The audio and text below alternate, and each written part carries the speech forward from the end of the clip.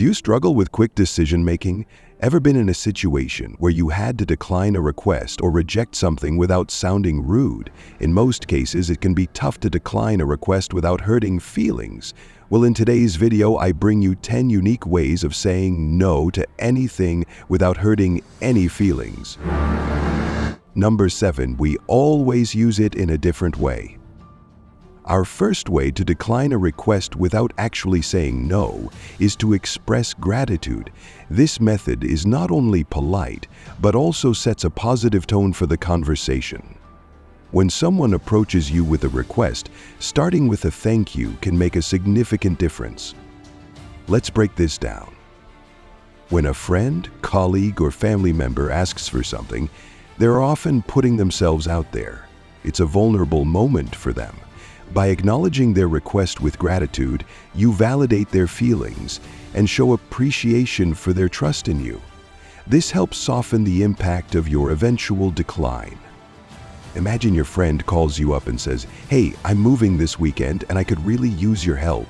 You might genuinely want to help but have other plans or simply don't feel up to it.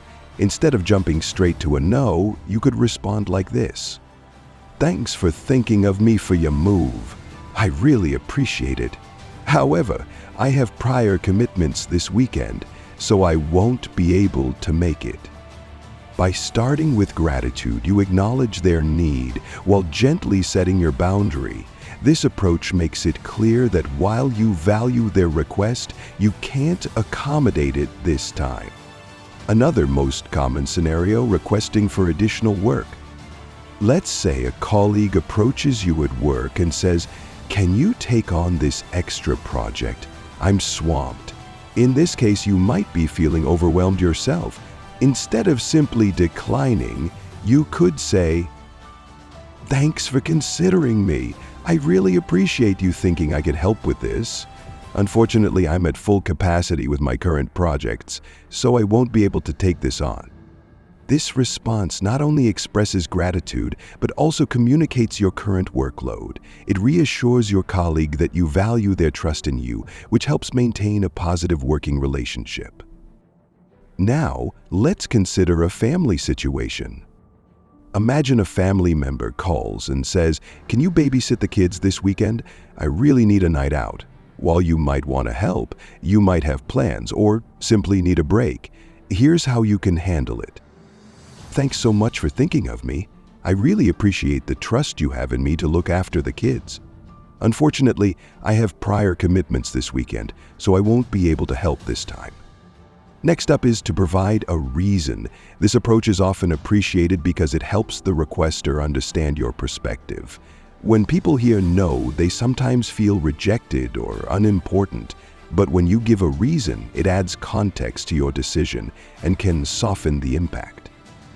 Example: "I wish I could, but it's not possible for me right now." Let's talk about when and how to use this approach effectively.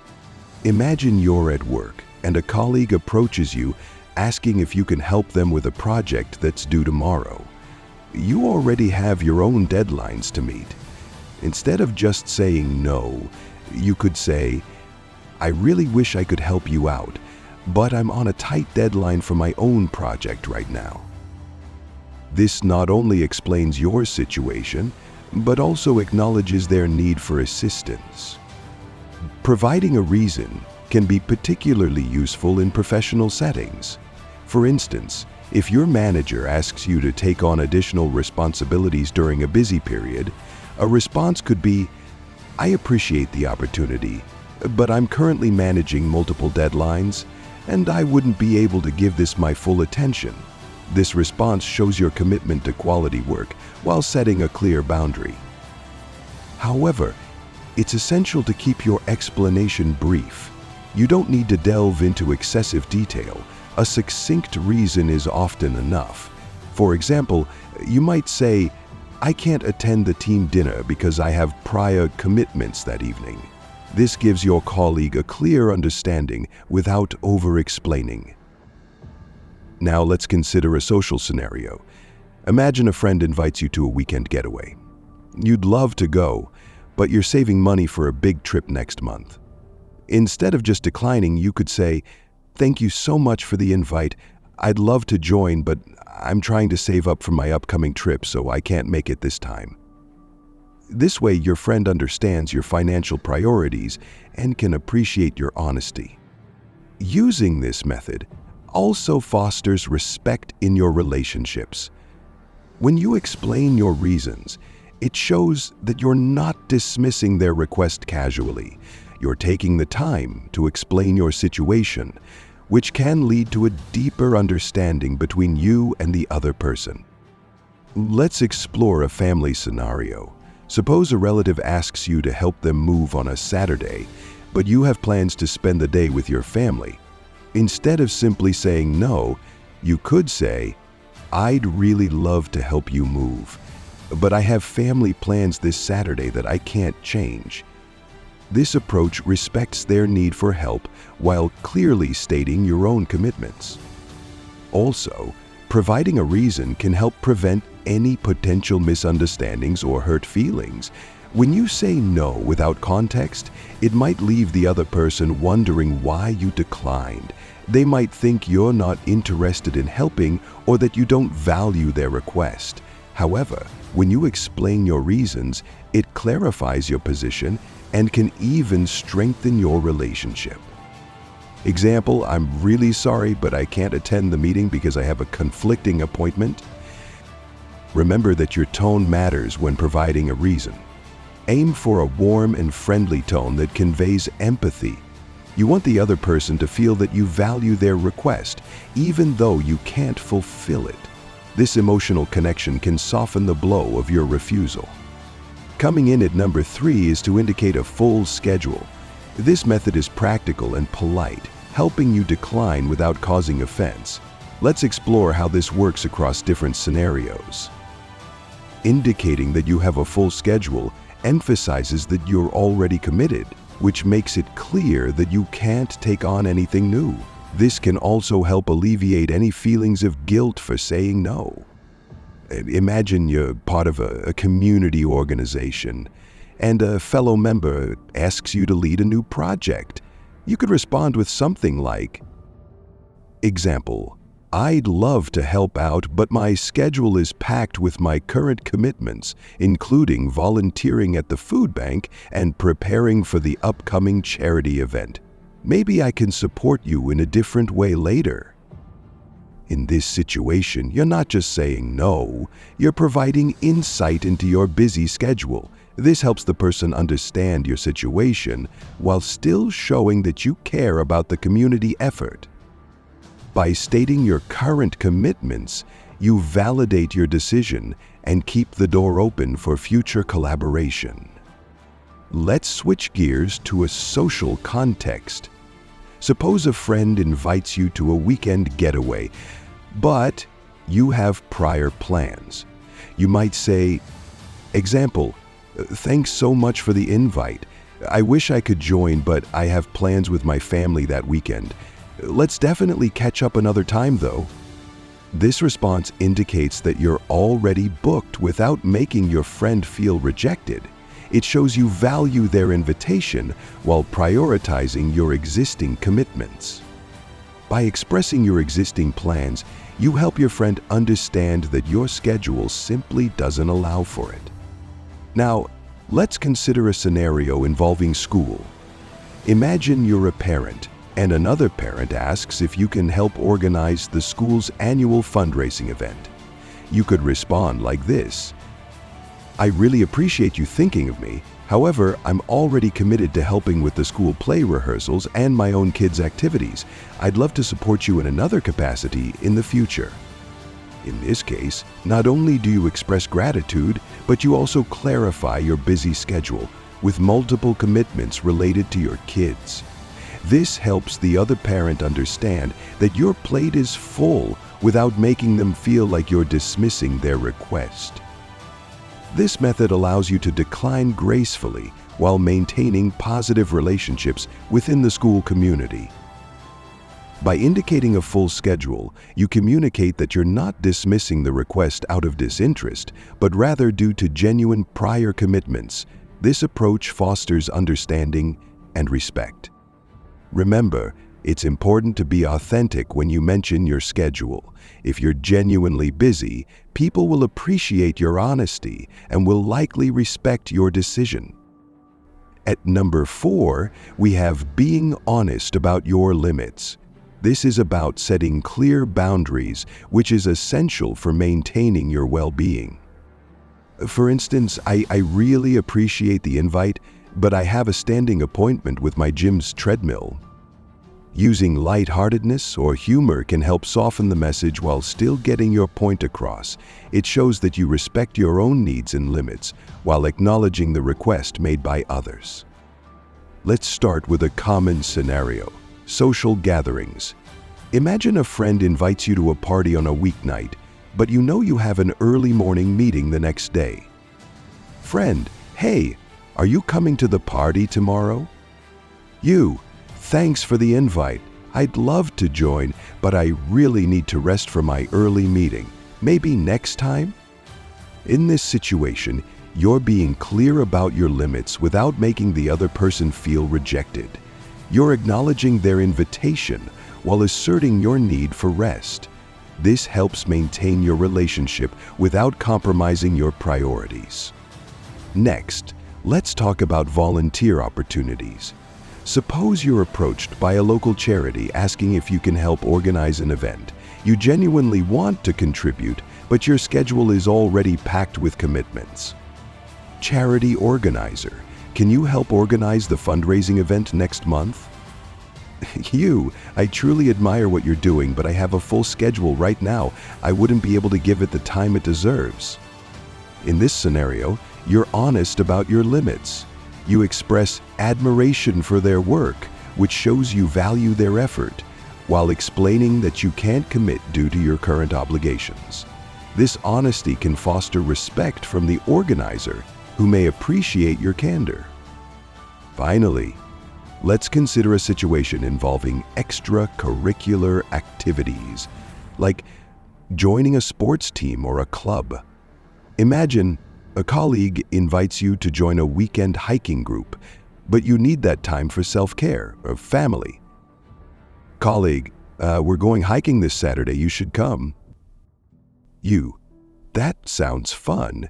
However, I have plans to spend that time recharging at home. I hope you all have a great time.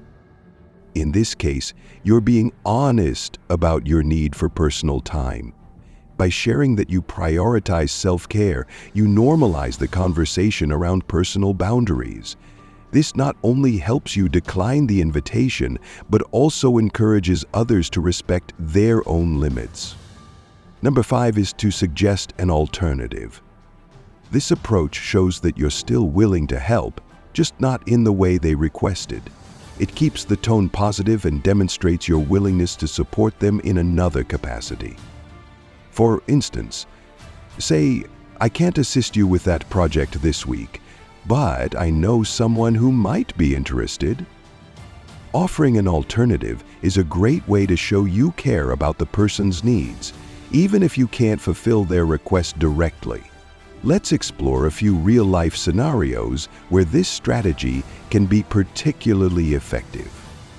Imagine you're involved in a community organization, and a member asks you to lead a new fundraising event. You're excited about the initiative, but know your current commitments won't allow you to take on that role. In this case, you could say something like, I really love what you're doing with this fundraising event, but I'm currently tied up with another project. However, I can suggest Sarah. She has great experience in organizing events and would be perfect for this. This not only helps the organization move forward, but also shows that you're still engaged and thinking about the group's success, even if you can't lead this particular effort. Let's consider another scenario. A friend invites you to a weekend getaway. You'd love to go, but you already have plans to spend time with family that weekend. You might respond with, thanks so much for the invite, I'd love to join, but I have family plans this weekend. How about we plan a day trip together next month instead? By suggesting a future outing, you reinforce your friendship while clearly communicating that you can't participate this time. This keeps the door open for future fun without leaving your friend feeling rejected. Now, let's look at a professional context. Picture this. You receive an invitation to speak at a conference, but you're already booked for a different event that same week. In your response, you could say, "I really appreciate the invitation to speak at the conference. It sounds like a fantastic opportunity. Unfortunately, I'm already committed that week. However, I'd be happy to connect you with my colleague Mark, who has a lot of expertise in this area and would be a great fit." This not only shows you value the opportunity, but also helps maintain professional relationships by offering another option. It portrays you as someone who is supportive and connected, which can be beneficial for future collaborations. This scenario illustrates how suggesting alternatives can ease the disappointment of declining a request while still fostering relationships. It keeps the conversation constructive and focused on solutions rather than just a flat no. Sixth on our list is to use humor. A little laughter can go a long way in making your refusal feel less harsh and more relatable. Example: "I'm on a strict diet of no this week." Using humor can lighten the mood, making it easier for both you and the person asking. It shows that you're not taking the situation too seriously, which helps ease any potential tension. However, it's essential to ensure that your humor is appropriate for the context and the person you're speaking with. Let's explore some real-life scenarios where humor can be effectively used. Imagine a friend invites you to a party, but you're exhausted from a long week and really need some downtime. Instead of a straightforward no, you might say, "Thanks for the invite, I'd love to come, but I've already scheduled a date with my couch and a Netflix marathon. Rain check?" By using humor, you not only communicate your need to decline, but also keep the invitation lighthearted. This way, your friend is likely to understand and appreciate your honesty, while also looking forward to hanging out another time. Now, let's say a colleague asks you to cover for them at work on a day you've already planned to leave early. Instead of just saying you can't, you could say, "I'd love to help, but my plans to escape early are set in stone, like my commitment to not working late this week. How about I bring you a coffee instead?" This approach adds a bit of humor about your own escape plans while still showing support. It communicates your limits, but maintains a friendly rapport. Plus, offering to bring coffee is a nice touch that keeps the goodwill flowing. Another situation might involve a community group asking you to lead a volunteer project. If you're not able to take on more responsibilities, you could respond with humor like this: "I appreciate the confidence you have in me, but I'm currently in an intense relationship with my sofa and can't commit to any more activities. I'll cheer from the sidelines instead." In this case, humor not only softens your decline, but also highlights your current focus on self-care. It shows that while you value the group's work, you're also prioritizing your own needs. This can resonate with others who might feel similarly overwhelmed. Humor can also help create a memorable moment, which can strengthen your relationships rather than weaken them. However, it's crucial to read the room. Not every situation is suitable for humor. If someone is serious or emotional about their request, using humor might come off as dismissive. Always gauge the other person's response and adjust your approach accordingly. At number 7, we have expressing a personal commitment. This approach not only reinforces your decision to decline, but also emphasizes that you are prioritizing your own needs and boundaries. It's a respectful and assertive way to say no. Let's explore how this can play out in different situations. Imagine you're at a community meeting and a friend asks you to volunteer for an upcoming charity event. You'd love to help, but you already have other commitments. You can be like, I really appreciate you thinking of me for this event, but I've already committed to attending my cousin's wedding that weekend. I hope it goes wonderfully. In this case, you're not only declining the request but also sharing a personal commitment that helps them understand your situation. It shows that you value your relationships and have responsibilities that you prioritize. Now, let's say you're invited to join a local soccer league. Sports can be a great way to socialize, but you know you have other personal obligations, like family time or studying for a certification. Or a situation where a coworker invites you to a social gathering after work. While it sounds fun, you have plans to unwind at home after a long week. Just say, "I appreciate the invite. I've had a pretty hectic week and I'm planning to take some time for myself tonight. Let's catch up another time when I'm more rested." Here you are expressing a commitment to your own well-being. This not only helps you decline the invitation, but also emphasizes the importance of self-care, encouraging others to respect your need for downtime. Using the personal commitment approach highlights your priorities and sets a clear boundary while remaining polite and respectful. Recommendation to tokens meetings guests before purchasing exercise equipment. 1. Be clear and concise. You don't need to elaborate on every detail, just enough to convey your commitment. 2. Stay positive. Use a friendly tone to show that you appreciate the invitation or request. 3. Leave room for future connections. Indicate your interest in future opportunities to maintain the relationship. At number 8, we have asking for time. This strategy is effective because it provides you with the space to evaluate your commitments without feeling pressured. It also shows that you respect the other person's request enough to consider it seriously. Example, "Let me check my schedule and get back to you." By asking for time, you create a buffer that allows you to think about your priorities.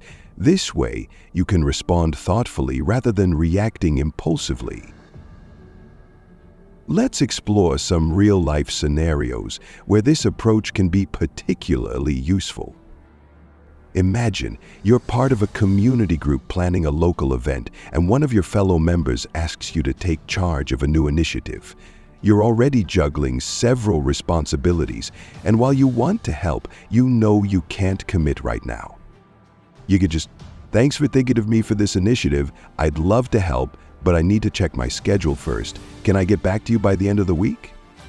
This response shows that you appreciate their trust in you, while also setting the stage to evaluate your current commitments. You can then take the time to assess what you can realistically handle without overcommitting. Now, let's say a friend invites you to a weekend getaway. It sounds fun, but you already have plans that you are unsure about. Instead of giving a definitive answer right away, you decide to ask for time. Instead, be like, "That sounds amazing. I need to double check my plans and see if I can make it. Can I let you know tomorrow?" By asking for time, you're giving yourself the opportunity to review your existing commitments. It also shows your friend that you genuinely want to consider their offer, making them feel valued. This can lead to a more respectful conversation about your availability. Now let's consider a workplace scenario. Suppose your manager asks you to take on a new project, but you're already swamped with deadlines. Instead of saying yes or no immediately, you could respond by asking for time. "I really appreciate you considering me for this project. I need to evaluate my current workload first. Can I take a day to get back to you with my thoughts?" This response is professional. It shows that you are taking their request seriously. It also allows you to assess your workload and determine if you can realistically take on more responsibilities. By asking for time, you maintain control over your commitments while showing respect for your manager's needs. Asking for time is a powerful way to navigate requests without feeling rushed or pressured. It allows you to make informed decisions and communicate effectively. Remember, it's perfectly acceptable to need time to think things through. This approach not only protects your boundaries, but also reinforces your consideration for the other person's request. Ninth is to offer a future possibility. This technique helps keep the relationship intact while clearly communicating that you can't assist right now. Example, I can't help with this event, but I'd love to join you for coffee next week. By suggesting a future interaction, you show that you value the relationship and want to stay connected, even if you can't assist at this moment. This not only softens the decline, but also opens the door for future engagement. Consider a social situation. Imagine a friend invites you to help organize a charity event. You genuinely can't commit due to prior obligations. Friend, can you help with the charity event next Saturday? Instead of a flat no, you could say, I can't help with the event, but I'd love to support you in another way. How about we grab coffee next week to brainstorm ideas? This way, you're showing interest while protecting your time. Now, let's look at a community context. Suppose you're approached by a neighbor to lead a community cleanup day, but you're already committed to another project. Neighbor, would you be willing to lead the cleanup this weekend? You might respond, I can't lead this weekend, but I can help promote the event on social media or join for the next one. This keeps you involved without overcommitting, and it shows that you care about the initiative. Let's think about a professional scenario. Imagine a colleague asks you to join a committee that meets weekly, but your schedule is already tight. Colleague, can you be part of the planning committee for our annual conference? You could say, I can't commit to the committee this year, but I'd love to contribute ideas. Let's set up a time to discuss how I can help from the sidelines. This way, you maintain your professional relationship and demonstrate your willingness to contribute without overcommitting yourself. Offering a future possibility not only keeps the door open for collaboration, but also reinforces your interest in the relationship. It conveys that while you can't be involved now, you do want to engage when circumstances allow. Maintain relationships. Show willingness to help in the future. Create opportunities for collaboration. Remember, it's all about balance. You can be supportive without stretching yourself too thin. By offering a future possibility, you show respect for your own time while also valuing the other person's needs. And finally, number 10 is to use a soft decline. This approach is straightforward yet gentle, allowing you to communicate your inability to help while maintaining respect for the other person. I'm really sorry, but I'm not able to fit this in right now. This method conveys your inability to assist without sounding harsh. It's clear and respectful, making it a great option for many situations. Now let's explore a few real-life scenarios where a soft decline can be particularly effective. Imagine you're part of a community group that organizes events, and a fellow member asks if you can take charge of the next fundraising event. Respond, I really appreciate you thinking of me for this event. However, I'm currently stretched thin with my other commitments, so I won't be able to take it on this time. In this scenario, using a soft decline shows your appreciation for the trust they placed in you while clearly stating your limits. This way you leave the door open for future involvement without overcommitting yourself. Let's say a friend invites you to a weekend getaway. You've been feeling overwhelmed and need some time to recharge. Just respond, thanks so much for the invite. I'd love to join, but I really need some downtime this weekend. Let's plan something for next month instead. This response acknowledges the invitation and shows your friend that you value their company, even if you can't make it this time. It's a great way to maintain your relationship while respecting your own needs. Picture this.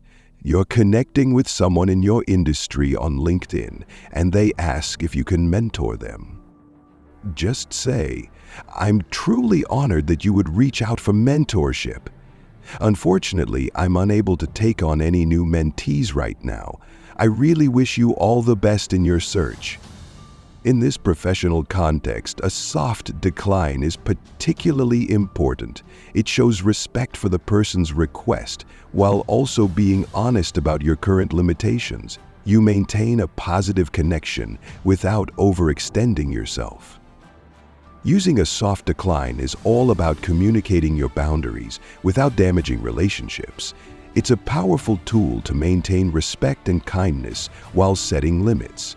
This approach not only preserves your mental and emotional well-being, but also ensures that others feel valued and understood.